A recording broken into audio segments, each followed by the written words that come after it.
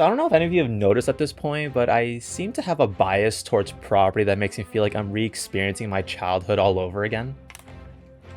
I don't know if it's because I'm approaching my mid-20s now, but it's something that I feel like is becoming prevalent with each passing year. Call it a quarter-life crisis, I guess. Let me know if either of you feel the same way. So with that being said, monkey. Sometimes all we need in life is to see a big monkey punch a big lizard in the face and our worries just go away for a few hours. And that's what this was to me, basically. The Monsterverse from Legendary has to be perhaps one of the sleepiest of hits in the past decade. The MCU and even the DCEU have been front and center when it came to CGI spectacle for me growing up. For over a decade, if you want to see big monsters, sky beams, extraterrestrial creatures, end of the world type shit, basically, Disney and Warner Brothers expanded universes always were the go-to for that experience. But it seems these iconic monsters have been building up their reputations even more so as of lately in the West. I didn't know they were even connecting these two creatures to appear in the same movie until Godzilla vs. Kong came out a few years ago. I really thought they've been pumping out these big monster movies to compete against the superhero genre. So unlike most of the cinematic universes that we've all seen at least one movie from, when it comes to this universe, I think I've actually enjoyed each installment in this monster universe so far. They've been big,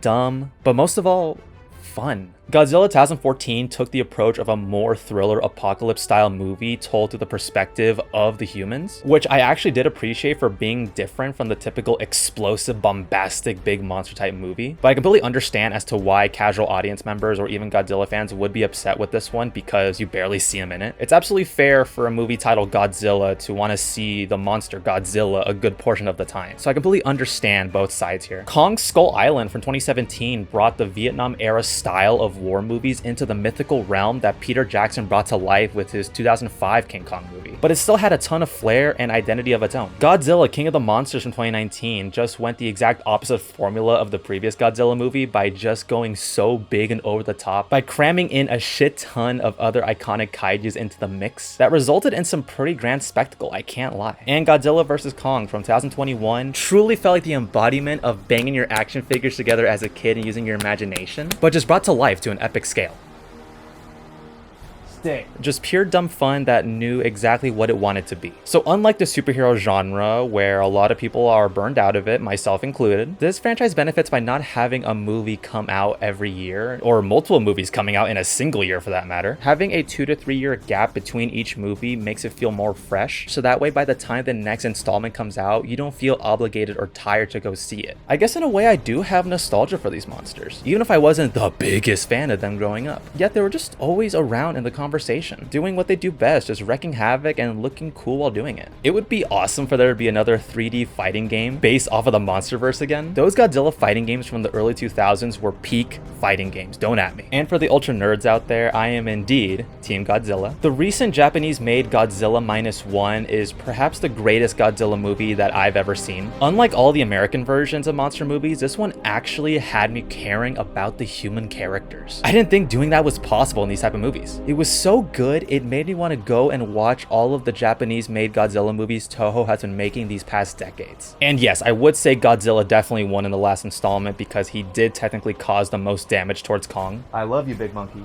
But you just ain't him. How can a king compete with a god? Oh god, wait, didn't Kanye say that? Oh, sorry about that. I went on a bit of a Zilla tangent right there. Where were we? Does the next installment of this monster-sized universe keep delivering on the definitive popcorn movie experience? Or is it trying to falter in its own silly formula? Godzilla and Kong, the new empire. The ancient titans Godzilla and King Kong clash once again as the human race discovers secrets about Center Earth. What they discover shall determine the fates of who shall rule the world. And spoiler alert for those that actually care about that for this movie. Yeah, no idea how the X is supposed to be said. Saying times doesn't make sense, and saying Godzilla versus Kong doesn't really add up either, since they are mostly allies in this one. I'm just gonna stick with and because I just think it sounds the best. So really the biggest gripe I have with all these Monsterverse movies is that despite the huge budgets they have, they spend a huge amount of screen time on the human characters. Even in some of the best monster movies ever made, the humans have always been the most forgettable part. It's not why you came to see them. You came to see the big boys on the poster. And it's unfortunately the same thing here here again. The ratio of humans to monsters is still criminal, which does sound wrong to say since I do love Rebecca Hall, but I just do not care all that much for her character in this movie. Nor do I care about her Iwi tribe daughter, her Australian dentist ex-boyfriend, or even the monster conspiracy podcaster. But I will admit, they are improving. And by improving, I mean they are slowly giving them less screen time with each sequel, and the characters that are prevalent tend to be more on the cheesy side, who acknowledges how ridiculous all of the things that happen in these movies are. So alongside more tolerable human characters, they have also been slowly injecting more charisma into the monsters of these movies. It's really funny just seeing how much personality Godzilla and Kong have now compared to their first movies in this universe. I'll never forget that feeling of watching Godzilla laugh at Kong, yes, actually laugh, in the previous movie for the first time. And thankfully that humanistic charm is spread throughout all of the other monsters in this movie. It feels rude calling them monsters, but this is called the Monsterverse, so I'll keep calling them that until someone online tells me how they are personally offended on behalf of these fictional creatures that do not exist. All of the monsters behave more human than ever, which is pretty impressive since they don't speak. Well, at least technically not. They technically don't speak in words we understand.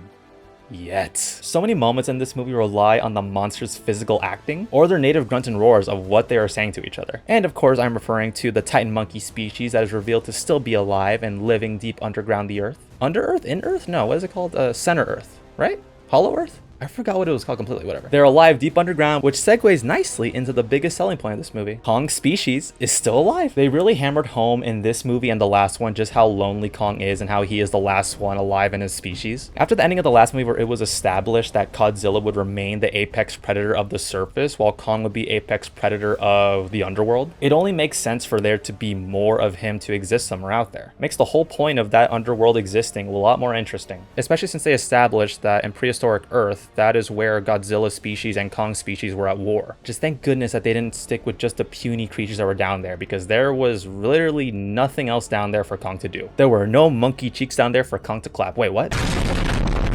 Thankfully, there's just more than just the spoof puny creatures down there. I mean, what is a king without his empire? And this is when he first runs into Mini Kong. So fun thing, when I actually ordered these guys online, they actually do have a model for the Mini Kong, and it says here that his canonical name is Suko. Just a little monkey man that starts off being rambunctious to then grow into one of Kong's allies by the end. And I swear to God, the God of War influence is so apparent. Y'all weren't slick. I see what you were doing. He was awesome, both on a comedic level and on a sentimental level for Kong. We have never seen this version of Kong interact with one of his species before. So those rough early stages of watching Kong trying to lead and connect shows us a side of Kong that we have never seen before. This just brought even more stakes and humanity into the enslaved Titan monkey species. And this is where we run into the main antagonist, the Scar King. Yeah, kind of a dumb name, honestly. I was half expecting him to actually have a scar on his face. Ruling over the Titan monkey race with scary long limbs. Seriously, bro is built like an orangutan. A spine whip, and of course his very own pet kaiju. Why not? Shimo,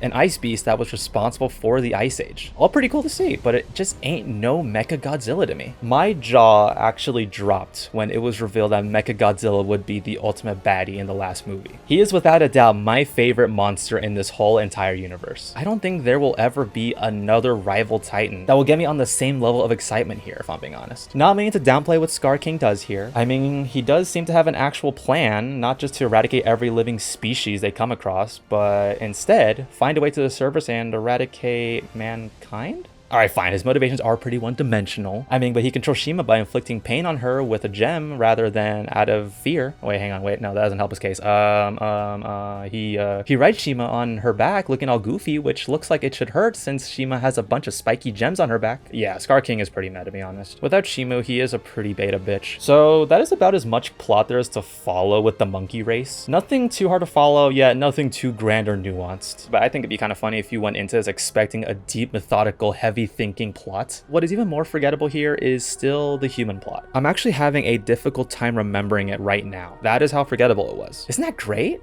Like I said, progress. If I had to condense it down and summarize it, I guess I would go, humans discover Kongzilla acting strange while a signal comes from center Earth. They all venture down, discover an ancient tribe. Oh shit, I forgot about the ancient tribe, didn't I? I'll come back to them. They find a way to get Kong and Godzilla the support they need to take on the evil monsters. That's basically it. We've been focusing so much on the Titan monkey race and human plots. I feel like we've forgotten about another titular character in this movie franchise about giant monsters joining forces. If you've been wondering that, congrats. You now match the credentials of the screenwriters for this movie. Godzilla He is barely in this. This really is a Kong-centered movie despite what the title of the poster says. Godzilla feels like a supporting character here. I swear to God, the human characters had more screen time than he does in this movie. To me, a Godzilla fan, that is the biggest sin made. Godzilla is just off fighting other kaijus. Most of it off screen, and when we do see him, he is usually just lounging around charging up for the next battle. Like, what? I get that Godzilla doesn't have nearly as much of a emotional connection to the humans as Kong, but come on. At least show us more big lizard action if you're not going to do anything else with him until the last battle of the movie. This is just insulting, man. Look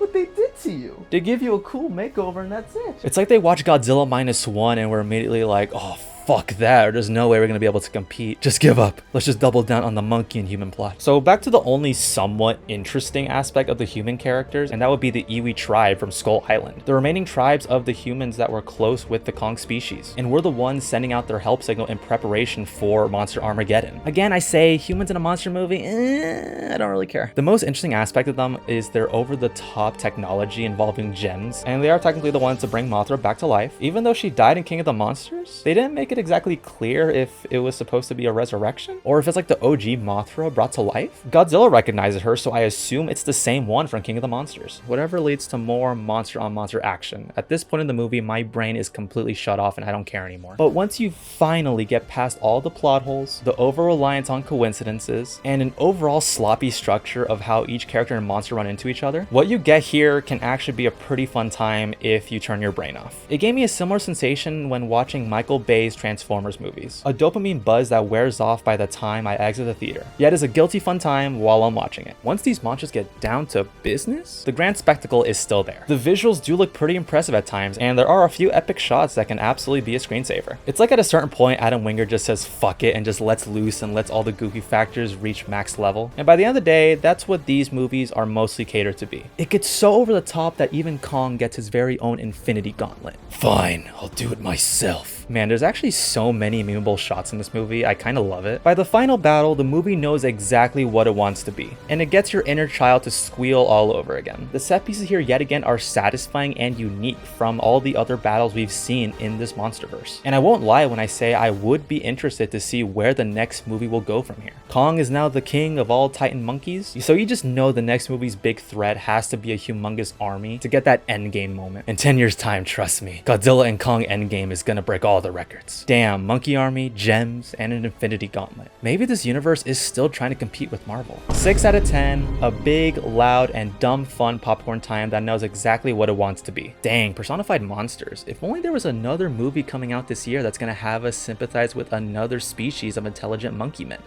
Oh well.